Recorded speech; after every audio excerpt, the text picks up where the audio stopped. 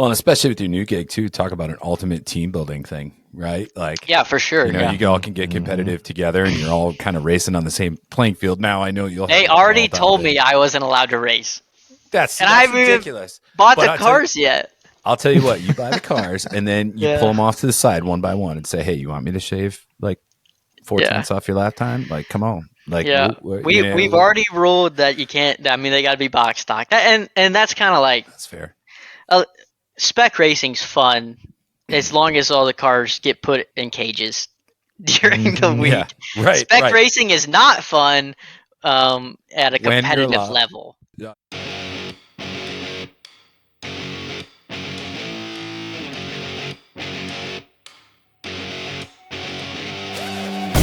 Welcome to RC Underground Radio. Yes, I realize I look like an idiot with this mustache, and I'm okay with it. The ultimate podcast that covers everything RC. You don't need to cut anything either. You can just call this the raw, uncut episode. We can leave it at that. The raw. Yeah. Are you drinking dollar store soda again? Quit spending your money on RC stuff. You can buy some name brand soda. RC Underground Radio is your backstage pass to the RC industry. With insiders that are shaping the future of the hobby. The future of the hobby. When we bring this guest on, I guarantee people are going to go, "Are you kidding me?" He wrote a song for you. I did. We're going to have to end this soon, huh? Yeah, no shit. And we're going to have to edit this. So, here are your hosts, Dave Brinkman and Ryan Ratzloff. A lot of the big car guys, I was doing media day, and my fellow Cup guys were interested about it because they follow me. So, Alex Bowman was right across the street, and I went over, and I'm good buddies with him, and him and Chase Briscoe and I sat at media day, and we talked about RC cars and and about it, and they're like, "Man, that looks fun, like how do I get into it and whatnot?" Or William Byron, he won 4 or 5, 6 races last year. He races RC cars. He used to really do it. Max used to take care of his stuff, and he's interested in it, and a lot of them guys congratulated me. And so, I feel like I want to do something to, get those guys and their social media teams into it just to help boost it. Just by a little bit, just because I can. I don't know if that's having a NASCAR night at my racetrack where, we do a nonprofit charity race, where, you put Kyle Busch and the other 10 Cup drivers out there and, do a race for $5,000 or $10,000 to their charity. I don't know what I want it to be. I don't know if, I take 10 RC car, 1 RC cars or something and put it in the motorhome lot. We have races or something. So, I want to try to use my platform to promote the industry and make it better. And I just hope, people see that I'm not really in it to do anything other than to help everyone. So, RC is kind of that outlet. It just allows you to just have fun, hang with the boys, even some of the girls, and just have a good old time, but yet still be competitive, and it's a lot of fun. And I just wish people would understand the hobby a little bit more, because there's so many people that enjoy racing, or heck, it could even be drag racing. I mean, we had who was the guy from Street Outlaws? I don't watch any of that stuff, but I have no idea. I can't remember his name, but there was a guy that came over. He was at the big show. He came over from Street Outlaws. But anyway, there's so many people. It's just like all you got to do is squeeze this trigger and turn left. Yeah. There's a lot more to it. Oh yeah, there is. But cool at the end of the day, I do feel like it's a hobby, right?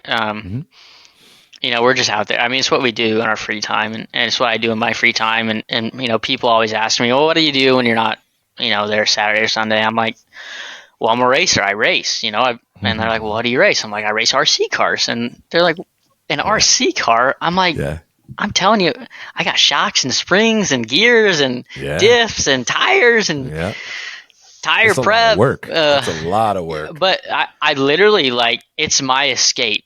And I can't sit. I don't know if you figured that out from me, but I just can't sit and hang out and chill. Like I am on the move all the time.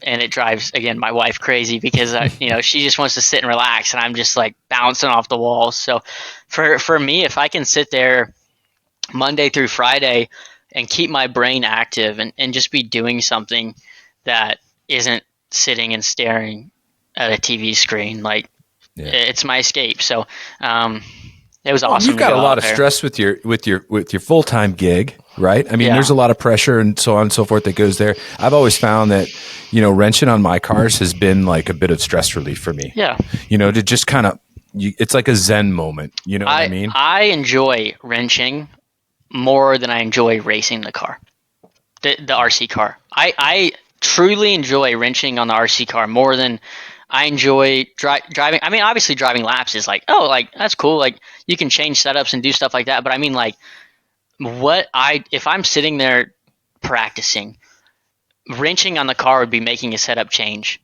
And did it apply? Did that setup a change apply? I'm already, it's the racer in me is thinking like, oh, my street stock wasn't perfect. I don't know. It wasn't, how much more, if I would have had that track for 8 hours by myself, think about how much better all of our cars would have been. Yeah. It's just like you're rushed in your time. And imagine if I would have raced a buggy street stock before that weekend, and that's what Drake came over and he's like, you really never raced a buggy street stock? I'm like, well, look at RC Garage now. Right. Yeah. Look at RC. No, I've never ran this. They're not big around here. I mean, it's slash stuff around here. I feel like a lot of those classes are kind of Western classes that you're like wingless and stuff like that. I mean, all we kind of have is mod sprint, late model, and slash stuff. So even like SC mod it's unfortunately on the downhill. I hope the midget stuff comes through, and that's actually kind of been my biggest struggle with starting an RC racetrack is what classes do you run? Because you're gonna make someone mad no matter what. And that's part of having an RC track. So I've scheduled with Max to kind of sit down with him, and I want to sit down with Murph Dog, obviously the two big guys around here, and just kind of go through classes. Obviously, you want a quick show being on a weeknight, but you want classes that'll be competitive. So I haven't released all that quite yet. That's okay. You got to do your homework in it because you got to make it right so that you have people wanting to return back to that track. I feel like sometimes there's tracks that just weigh so heavily on a lot of the, I'll call them purpose-built cars, right? Yeah. And that gets super pricey, ultra competitive, and for a guy that's getting into it, running a slash or whatever, they want to. Yeah, you definitely want something tiered to the beginners, and you also want something tiered to them, and then also you kind of want to combine or align your rules with the traveling series around here. So around here, it's grassroots racing series that they kind of go around. It's more high bike clay stuff, but you still want to align your majority of your cars and stuff like that, and have a common tire so people aren't spinning and want to come and can hop over on a Tuesday or Wednesday and come race at your track. So unfortunately, or fortunately, I'm not sure, owning a racetrack means you're not racing. So I might go into RC Chili Bowl next year with only 45 starts still. Yeah, right. Come on. There's no way. You will definitely be after it. And someone's got, I truly think, I think I'm going to do it all. I think I'm going to announce the races, and I'm not, it's an RC track. You're not going to hire help. You give the tech guy, free entries and let him tech some classes. And then my wife runs the hobby shop, which will just be out of my merchandise trailer. And I scream at people and things like that on the intercom like Scotty does. And we're on our way. So you got to do a live feed on that, though. I think a lot of people, although, it's going to be, I don't want to call them exclusive, but, it'd be cool. I think a lot of people would watch that, seeing you guys. I'm excited about it. I feel like a lot of people are excited about it. I just want to, like, everything where we circle back to me doing everything 110%. It's going to be pretty cool. So when I haven't told a lot of people much about it, I've kind of kept it really secret because I don't want to like post pictures of it.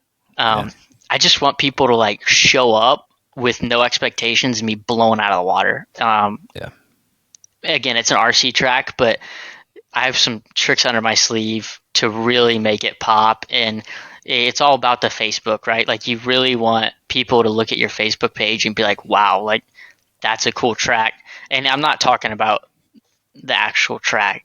Everything else that goes around, the podium pictures, the things you really strive for is what is going to draw people to your track. So I have some fun stuff that no one's doing that I can really think of that I think I'm going to apply and kind of make it, make it my own. So and until you have an alien show up, we just had alien invasion. Until you have an actual alien in victory lane, I'm telling you. No, I got to jump in here. I'm having such a great time just listening to you guys go. But I got to jump in really quick because being a promoter, what you're doing for the hobby is amazing. Like, I think you're inspiring people, right? Sure, you're going to get people that are going to say, oh, he does all this stuff. He changes the car. Oh, we can't do that. This is just a hobby.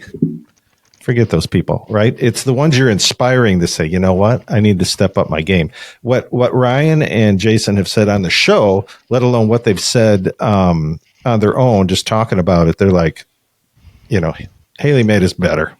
There's no doubt about it. He made us better. He made us think. He showed us a few things, but more importantly, he challenged us that we have to get better if we want to do that. We have to take care of our cars better. And now I hear what you're talking about with the racetrack. And again, being a promoter who has a little track in my basement of my house, I think you're going to inspire a lot of track owners once they see, including myself, see what you're going to start to do at your track. That on that side too, you're just going to elevate the sport and the exposure you're putting on the hobby is it's just awesome. And I just appreciate that you're doing all that.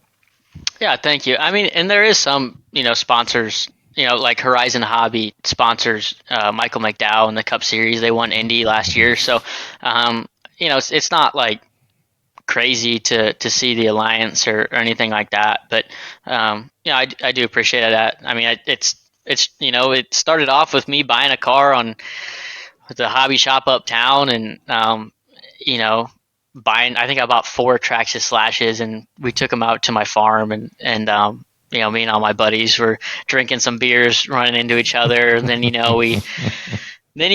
how it progresses, like, how it always progresses is you put some tires out there, race around the tires. And then, you take the bodies off and you're like, well, what can we do? And then it turns into, well, we're going to build a track. So, I mean, I actually do have a track that I run races at, or I did race in my backyard, and just did some stuff with like my buddies with like little 1/16 Slashes, and so I would buy I like 20 1/16 Slashes, and I had 20 of my good friends or guys that worked on my car or something like that, and they always stayed at my house. I would order a bunch of McAllister bodies, and I'd wrap them all. I'd have Gary at Go Fast. He would wrap every single car with that driver's name and number. And I was doing all of this like myself. Like these guys just showed up. I put transponders, did the transponder system, did the full deal at my house. And, the guys had a blast. And those are just guys that, I'm friends with. And I just wanted something that, I could do on my off time. So, that wasn't as competitive as what we do with the real RC stuff. So, those small Slashes stayed in my shed, and the guys would show up on Monday. They'd help set the track up, and we'd race, do a little program, and have some beers, and we'd have fun. So, I mean, I've done a lot of it already. I go into the Cup shop this week, and the guys are talking about it, and the guy has a 1RC modified, the big tire modified, sitting on his desk, and I'm like, you race that at Murphy's? He's like, no, I haven't gotten it. This is a brand new team I'm racing for, so I don't really know these people yet. And he's like, no, like I really haven't, like, it's almost kind of nervous, right? Like you buy the car and you're getting in the door to a new RC track I've struggled with so much, especially with how shy and nervous I am, because it's a whole new like group of people that you don't know, and they all know each other. And I can't imagine what it would be like walking into some guy's basement that's trying to promote a race. It's creepy. I mean, that's it's even creepy, worse. Man. So, there was a funny story. We had two guys that came, Aaron and Dale, and they pulled in the driveway, and Aaron said to Dale, "You're going down the stairs first, because if something happens to you, I'm running. I'm just running." Yeah. Yeah. So the guy, he's my engineer, actually, turns out. I pick up his car off his desk. I'm looking at it, right? And I'm like, man, we got to like change this, change that, drill the shock caps out and do this. And he's like, looking at me like I got three eyes. And so then, I'll just buy 10 or 20 1RC cars, and we'll just race them around the shop floor at lunch. Heck yeah. So Heck yeah. I'm gonna text Murphy, and we're gonna order some 1RC cars, and we're gonna, I think it'd be pretty cool to race 1RC cars around the little track in the shop with the cup car sitting in the background. So just introducing people to the sport. I mean, that's it's so fun and so challenging, and that's what I've done. Buying all those slashes, inviting all my buddies over, and that's what I want to do in general. So more people you can bring into it is better. Well, and especially with your new gig too, talk about an ultimate team building thing, right? Like, yeah, for sure. You all can get competitive together, and you're all kind of racing on the same playing field. Now I know you'll. They already told me I wasn't allowed to race. That's ridiculous. Bought the cars yet? I'll tell you what. You buy the cars, and then you pull them off to the side one by one, and say, "Hey, you want me to shave like 4/10 off your lap time? Like, come on." Like, we've already ruled that you can't. I mean, they got to be box stock, and that's kind of like that's fair. Spec racing's fun as long as all the cars get put in cages during the week. Yeah, right. Spec racing is not fun at a competitive level. Folks, are you looking to gain a 10th on the racetrack, or maybe get a few ladies like Taylor Swift in your pit stall? Well, I'm sorry to say that Carpies can't work miracles in those departments.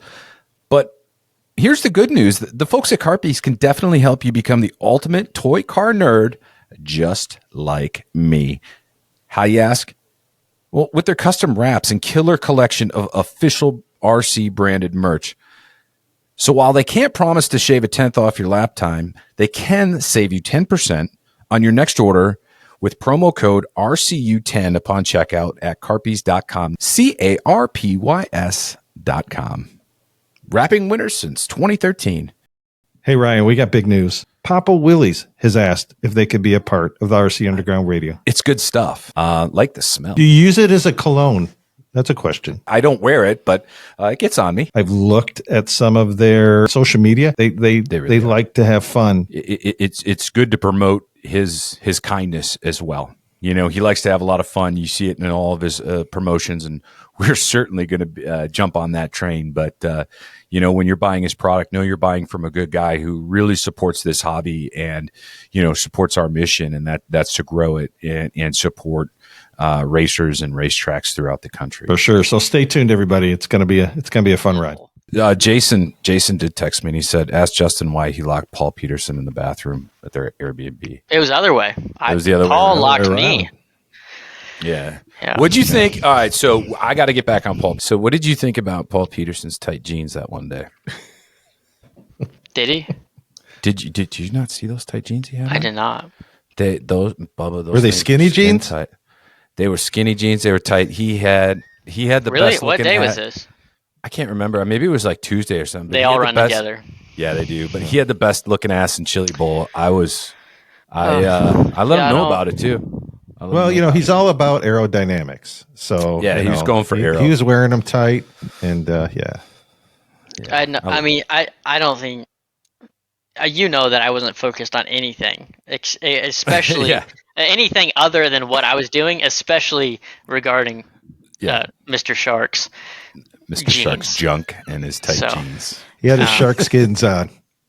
Yeah, no doubt. Yeah. No doubt. The people who just walked around all day having fun like you are the people that notice that. Yeah, well, I sucked all week, so it was like not a big deal. Actually, my BMOD got moving, but just lack of talent. I mean, I got that car tightened up, working. I had tons of speed. I just, You know what's crazy is I had a 5.0 in my car.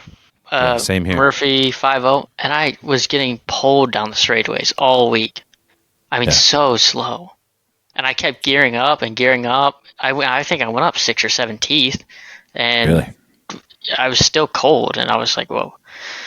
I wanted to ask, because it was a Murph Dog motor. He built it for me. Yeah. Because I didn't know what to run. And I wanted to ask him, what to do, because I don't know anything about the ESCs. I mean, I know a little bit, but I know enough to get myself in trouble. I was going to ask him, and actually, I think Tyler Hook, he won Mod Sprint or whatever they call it. He actually came over and kind of walked me through it and put some boost or timing, he said I had it all messed up. So, like I said, I know just enough to get myself in trouble. Well, but see, that's interesting that you say that, though, because you were getting pulled a little bit on the straightaway, but I mean, throughout the week, guys caught up in the B mod, but you're still right there, Yeah, I think that's the interesting part about Chili Bowl is you think that you're good, and then they all catch up.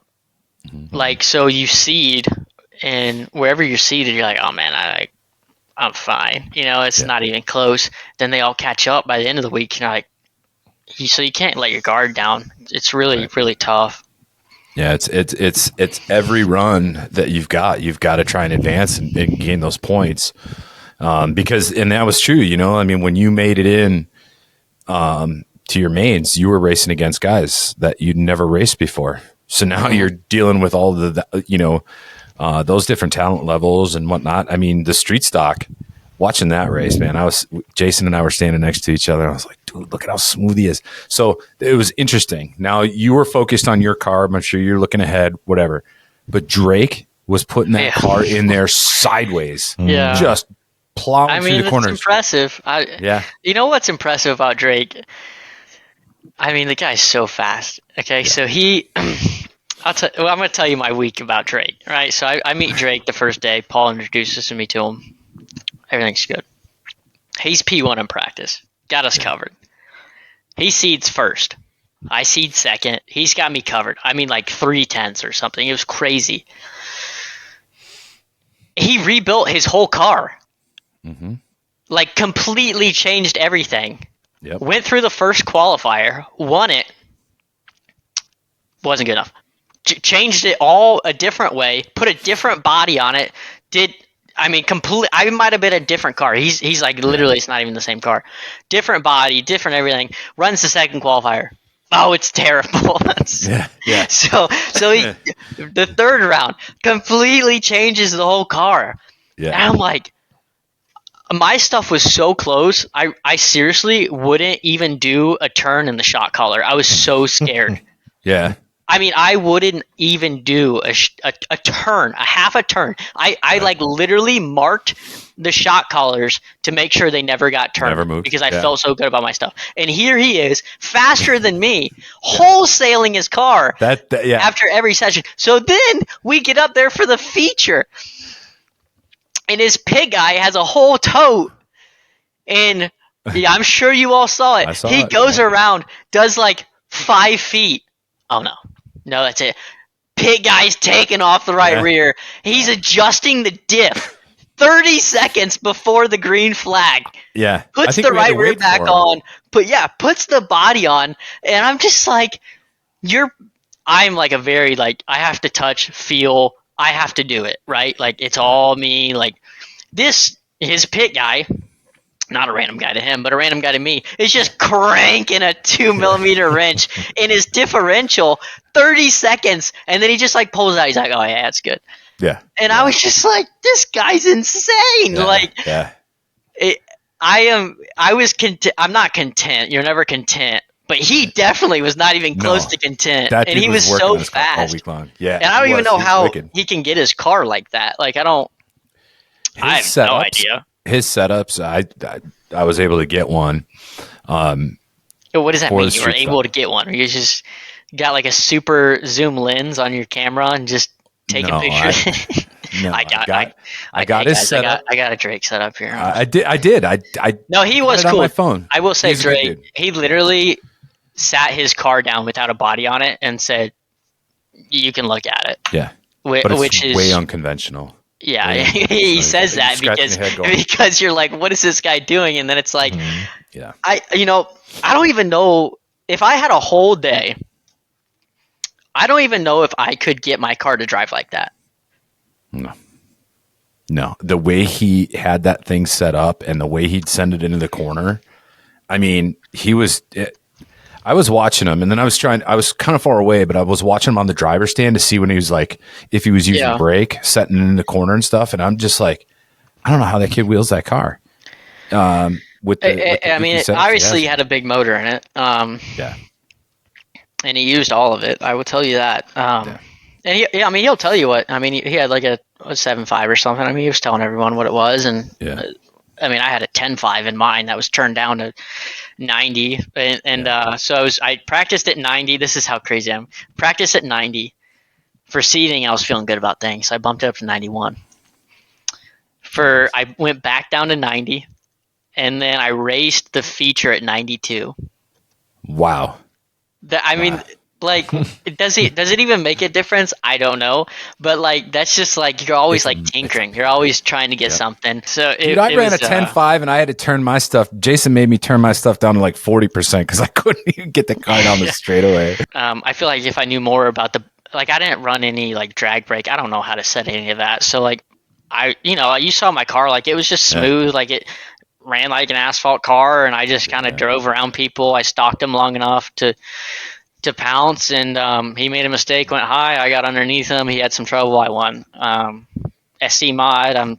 I'm still dizzy, spinning around in circles from that. That was crazy because I had been on a freshly groomed track all week. Yeah. And then you roll out there for the feature, and it's got one groove, tacked up. Never seen anything like it. Car wasn't even close. Felt like I let myself down, and that's just how crazy it was. And I thought I had an advantage going into B-Mod because, like, I've already won. Like, there's no pressure.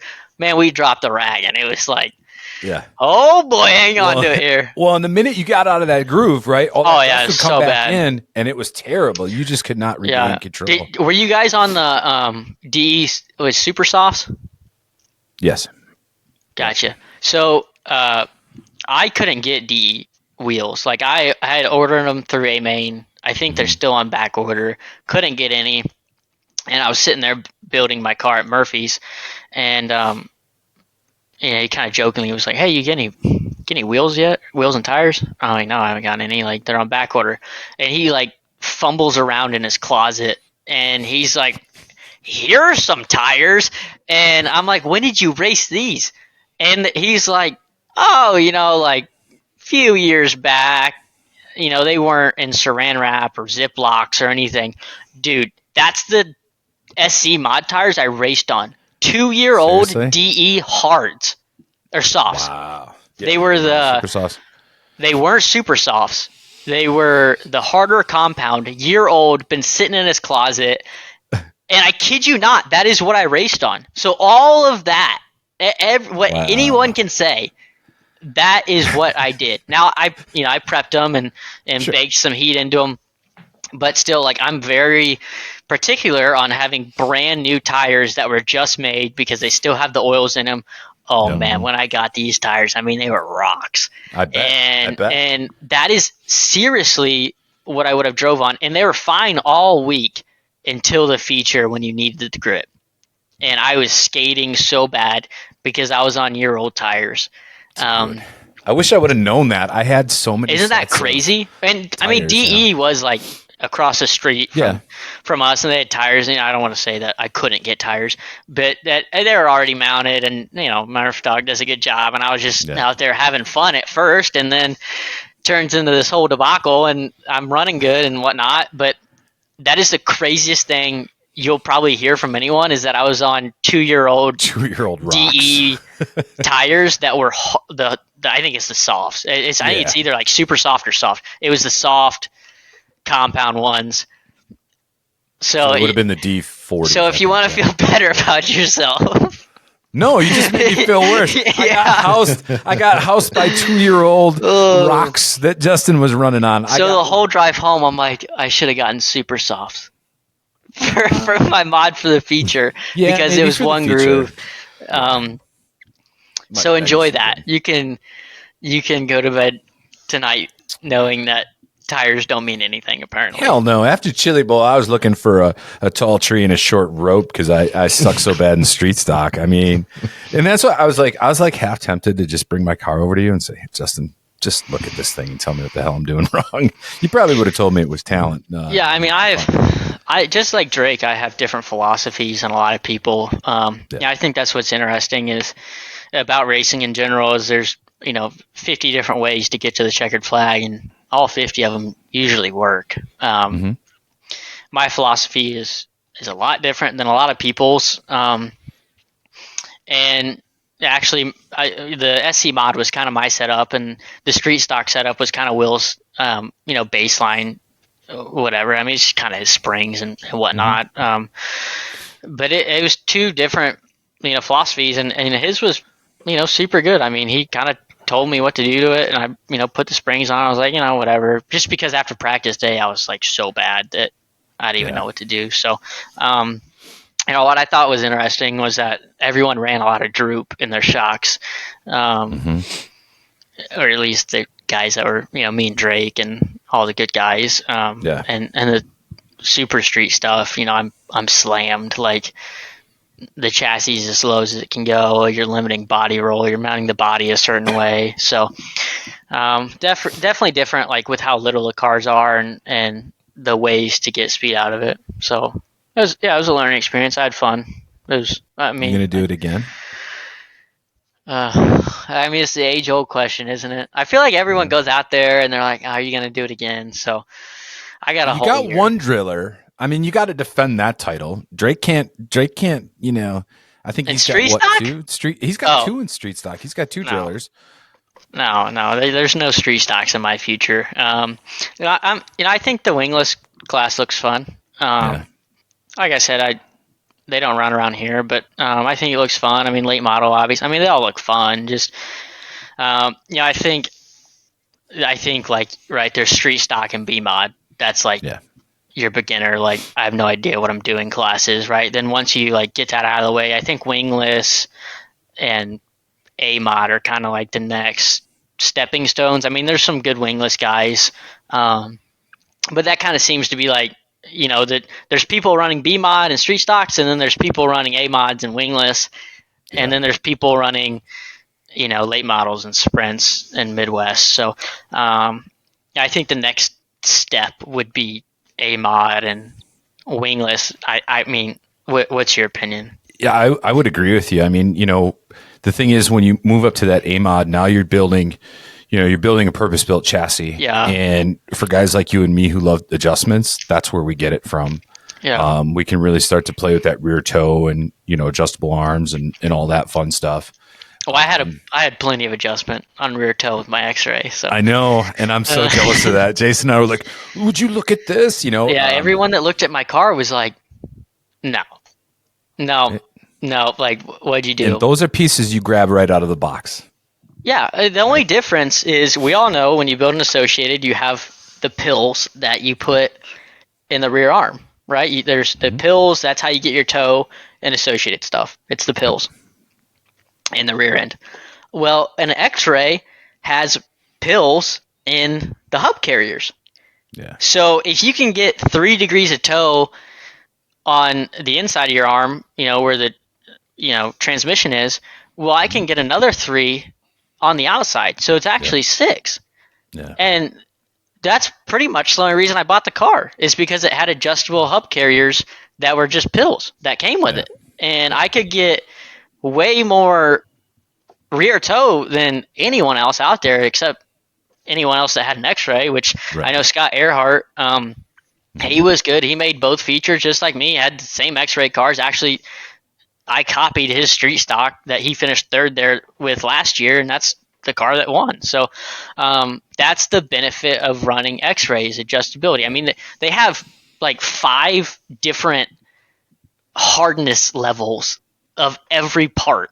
like I was talking to you guys, like the A-arms and shock towers, and there's different like plastic hardnesses, and I don't, that's way too much for me. I mean, that's way technical. That's spinning a lot of gears, but I know more rear toe on the left rear is going to get you into the corner.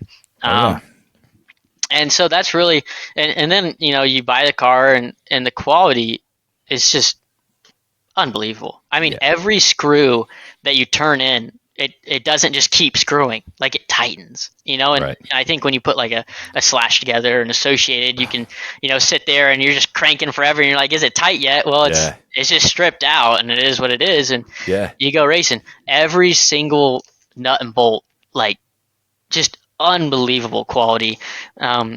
So much so I wish they would sponsor me. Like I don't know who even owns X-Ray, but like, I mean, I don't need sponsored, but and I'll probably never run the classes again, so it doesn't even matter to me now. But just awesome cars. I mean, I know they're pricey, and I think where you get into it is like, so for me, a lot of the parts, like replacement parts, are very expensive. And my biggest struggle taking these X-rays to Chili Bowl was that no one else was going to have the parts for them. So I was really worried that everyone's associate. I mean, I would say 95% of everyone is an associate. Is that right? Mm-hmm. Yeah. So I'm taking these foreign cars, literally foreign. I mean, they're European cars out there that no one really has parts for, and I didn't want to put myself in that position.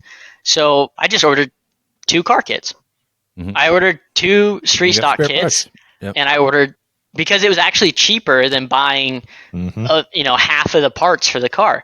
So I actually went out there with 4 car kits, 2 assembled, 2 unassembled, and I actually never broke anything. The only thing I would really need would be like a shim that I dropped, or an O-ring that I dropped during my severe mechanical servicing process, my very strict regimen, clean the CV joints, I need the differential perfect. And, so I went out there with 4 kits, and that sounds crazy, but it was actually cheaper, and I was looking ahead. And I mean, someone like me, I'd probably need a toe link here and there. I mean, you'd probably benefit because you need the whole chassis when you bend one. So, I'm just joking. Wow, he knows you it's very, true. very I well. bounced my car. You want to know something crazy is that, the B mods are super torquey, like a lot of motor. You had metal diff, metal gears in your diff, everything. Yeah. Plastic stock ones. See, that's such baloney. I had plastic. This frustrates every me. Gear in the transmission was the plastic one it came with. I mean, they're plastic internal diff gears, literally everything.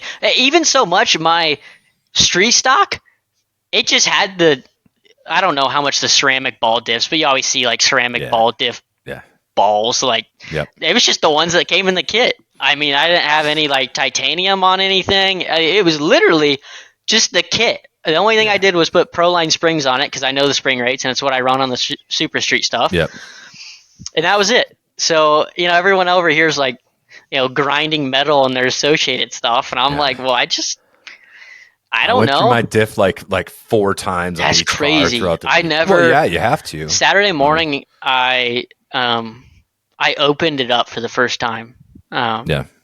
Because there was nothing wrong with it. And I'm like, well, it spins free. So, can you believe that? So I had 2-year-old D tires, plastic gear diff, and homie just built a car out of a kit and said, "Yep, I'm gonna go get me a driller." Whole lot of hope, and I got there. The only thing that kind of steers me off, and I'm sure you noticed this as well, is that the size difference from the street stock to the SC mod. It's crazy, and that's kind of what steers me away from SC mod, is because everything else is buggy based and it's kind of the same. Yeah. And when you would roll out there an SC mod, it was just like, wow, this thing is huge, and it's lazy and takes up the track and spongy, and it takes just up so much that like I kind of struggled going back and forth. I loved my SC mod. That, I mean, not only because it would actually turn, but just smoother. Like, because it's bigger, it's smoother, and and those things would snort too. I mean, I ran a 5.0 Motive in my car, and I had plenty of smoke all week long. I mean, I had it turned down quite a bit just because lack of talent. Really? But and so I had on my SC mod, I had everything at 100, dual rate 100.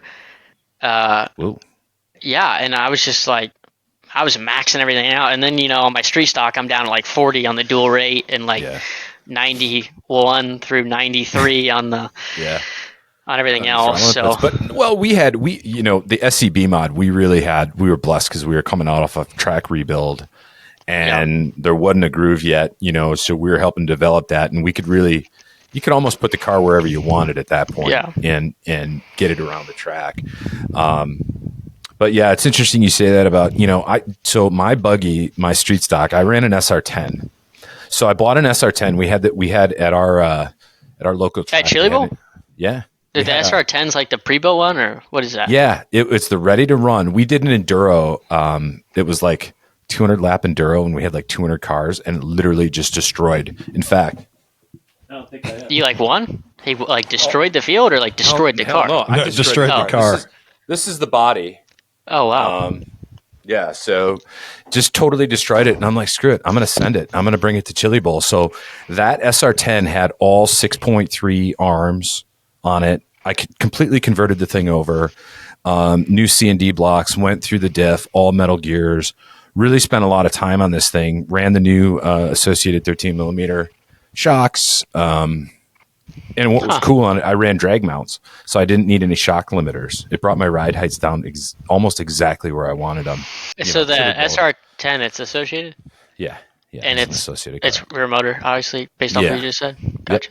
Yeah, so they're going to be, I guess. Yeah, I don't know much about anything. I'm just excited about that X-ray. I'm kind of going to go home and tell my wife, hey, this is what's happening. I'm going to order this. Are you not home right now? No. You're at what are you at the recording studio? Yeah. I'm in the studio and he's at work. I'm a music man too, so I like. I mean, the X-ray is not going to solve all your problems. I mean, it's still a car that you have to like. Right. Can you just maybe bottle up some talent and send it my way? Well, no, I just meant like if you're struggling, like there's so many more avenues to go to than just flailing money at an X-ray, and it is what it is. Why I scale my cars all the time. See, I want to know where my I didn't. I get scaling, but I never scaled a car all week. Really? Yeah. Once you got it set, you don't. Well, the first time I scaled them was when I was at home, when I was like, well, I got to see what's going on here, and just wrote down every single measurement and did the whole deal. Scales are helpful. I do think that seeing visually what you're doing to the car, and you can just see the percentage drop. It's helpful. I needed my scales during the week because I got caught with a left brass weight in the left rear. Yeah, they were taking them off. That if you bought an X-ray, you wouldn't have to put any of that stuff on. I know. See, I should have talked to you. You actually save money in the long run because you don't have to put option parts on. That's what I mean. That's what I'm getting at. You know what pop-up parts I got on there? You know what's crazy is Dan Trimber. Yep. He was at Murph Dogs when I was putting these X-rays together, and obviously he's a shoe, he can wheel, and his cars are usually pretty good. I mean, he brought out this Associated he had, and just for respect of him, I don't want to say much about his car or whatnot, but I mean, it probably had $1,000 worth of option parts on it, and I was just like, I'm in trouble. I felt like I was like, at that moment, I'm like, oh my gosh, like I just bought a kit and I'm expected to go out there and I don't know what any of these, I mean, one guy's got lights on his car. I mean, it's crazy. Cool. And I'm just like, I was like panicking. I'm like, oh my gosh, like he showed me his car and it's got brass and this and that. I'm like, I hear he ran second last year. I'm like, oh gosh, I'm like, and so, expectations definitely shifted throughout the week. Yeah.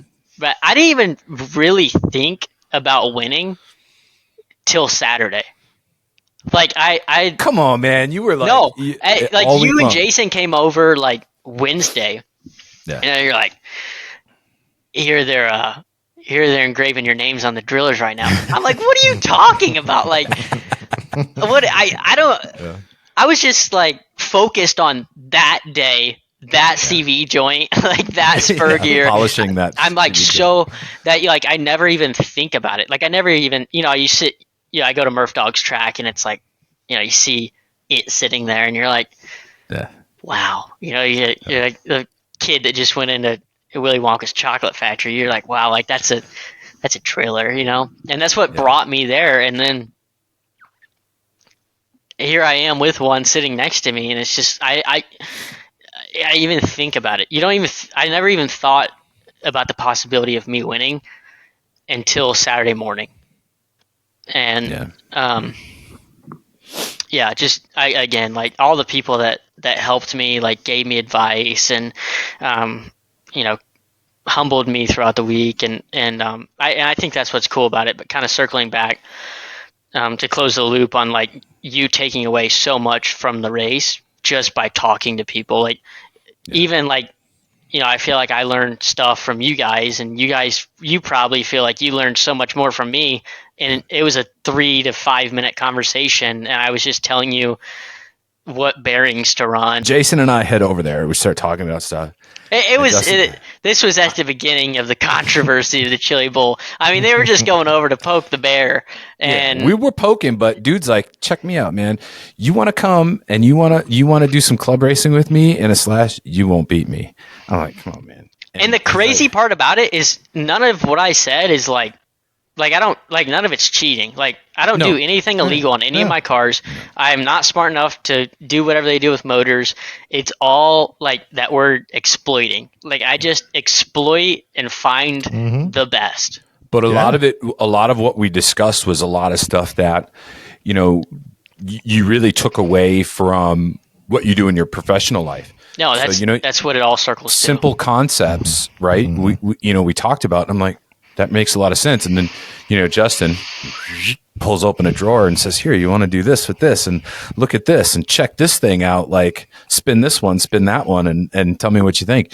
So it was, you put in the work, dude. And that's what obviously you deserve a lot of respect, not only because you got that driller, your first time ever there, but to understand how you got to that point. And I just want to stress that I really can't stress it enough because, we unfortunately encountered, some trash talk or whatever. And I want to get that off, the people or out of people's minds in the sense that, you put in the work and you've done not only the research, you've worked hard at it, right? You apply, in your words, 110% effort, and you really leave nothing to chance. I mean, the fact that you're cracking open, changing a pinion in the spur gear after every run, you're making sure that mechanical component will not fail and hurt you. And I went out and saw so many times mechanical failures. Like Jason brought it up last week in the show. He says, guy would go out and his wheel would fall off. Like, how does that happen? You're not nut and bolting your car. You have 15 hours to sit there, right? Like, and even so much to the details. I would cut out vinyl strips. I'd put the special wax on my body, and then I would take rubbing alcohol right where the body post hole is, and I'd rub around that body post hole and clean it off. And I had these vinyl strips. I'd put the body clip on, and I would tape down both sides of the body clip, and then take a heat gun and really heat up the vinyl so it really attached and surrounded itself around the body clip. And so many people would look at my car up there in staging. They're like, wow, that's so smart. And it's such a simple thing. And that's really what racing is all about. You're never going to find that one big trick thing, maybe once in a blue moon. But if there's 10 to 20 things, small things I can do, it adds up to a big gain. And that's what we fight on the cup side, right? Like we all have the same car at this point, but we're all racers, and you all try to do something that, you're maybe not supposed to do, and try to exploit areas. Well, it's not going to be big. It's all little stuff, and that's what I do with the slash stuff, and that's why owning a track, I've gotten to write the rule book for my track, and I think when the rule book is published, a lot of people are going to be like, what does that mean? And I'm going to be like, well, I know what it means. Or I'm going to give people ideas based off of it. I don't even remember what I told you. We won't repeat it. But it's in here. Yeah, you're welcome. And nothing I do is crazy. It's just finding the best products and putting them in, and then doing little things here and there to help it out. So I guarantee you, I mean, I love RC racing, love the hobby. I put more work, more effort, more time in than anyone else out there. I mean, I feel like I really did my homework, and again, I was blessed to have a lot of really close friends that, are in my contacts, and that, I live 5 miles from. I mean, when you're asking Max and Murph Dog questions, you're probably got pretty good advice. So, Yeah. I do feel like I put a lot into it. I feel like it's almost draining how much you can put into it to compete at that level at an RC street stock race. Yeah. But I mean, it's my hobby. Like, right. I mean, some people don't understand it. I don't really think my wife does. She calls them baby cars. She's like, "Oh, you're gonna go race your baby cars," like, whatever. And what's funny is, she was at that bachelorette party I was telling you about, and there's 15, 20 girls in their mid 20s in Palm Beach with the RC Chili Bowl on their TV, watching the features, like watching the baby cars race. Just from that, like, one of the girls there was like, "Oh, like, my husband, races dirt cars," and then it all, it starts, it's a small world, and we all know that. So, I hopefully I can come race in y'all's basement sometime. I'm not quite a 1RC shoe. I really, every track owner that has a clean slate, I feel like you just want every groove to be exactly the same speed, which is impossible. But I have this deal in my mind that I'm going to work hard on really making it not just follow the whiskers on the bottom. I want something that is just like, wow, like, it's pretty racy. So I've always ran really flat. Like, Chili Bowl was as banking I've ever seen. So, I mean, obviously I've run big car stuff at all kinds of crazy places like Bristol and whatever. But I think, having a multi-groove track that like really lines up, and, maybe the top's a little slower, but after 5 laps you can get momentum built up. Like, I think that'd be fun. So, I don't know if it's a dream or not, but I have a clean slate. I have a few acres of property, and I can do whatever I want. And I have some of the best people in dirt oval racing around me, supporting me. So I definitely want to make it right and make it fun.